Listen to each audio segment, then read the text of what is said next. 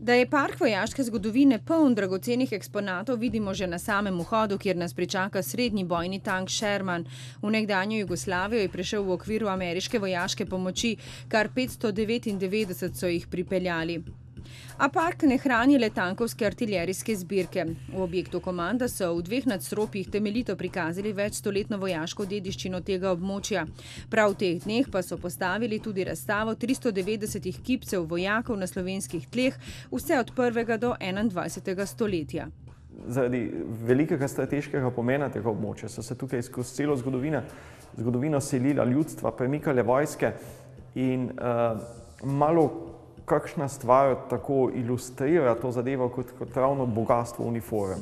Skoraj vsako leto muzejsko zbirko dodatno obogatijo. Našo pozornost je tokrat pritegnila tudi maketa nemškega topa. Gre za maketo topa K5 nemškega topa, ki je dejansko bil največje orožje, ki se je kdaj pojavilo na Slovenskem.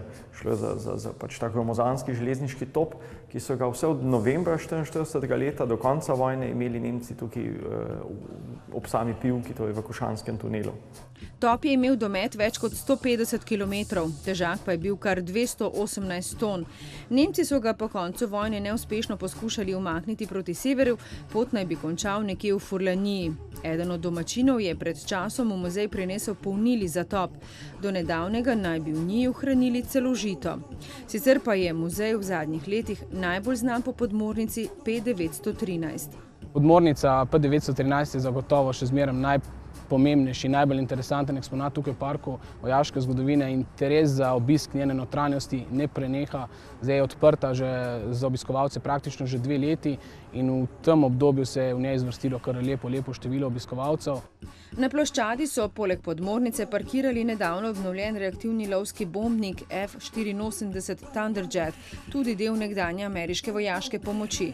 Mogoče je zanimivo pri tem letalu, da sicer je reakcijsko, ni pa nadzvočno, doseže nekje 1000 km, ampak prišlo je kot izjemno, njegov sloves je bil praktično dopolnjen oziroma izpopolnjen v korejski vojni, ker so Američani s tem letalom uničili večino oziroma kar 85% vseh kopenskih ciljev. Sicer pa je celotna zbirka oklepnih vozil, letalo, orožja zbrano pod skupnim imenom Oklep svobode. Razstava nas popelje skozi desetletja zamolčano zgodovino odnosov med ZDA, nekdanjo Jugoslavijo in nekdanjo Sovjetsko zvezo. Sprehod skozi park pa ni le ogled težkega orožja. Vojaško zgodovino lahko podoživite tudi v naravi. Krožna pot vojaške zgodovine zanimivo zaokroži ogled parka.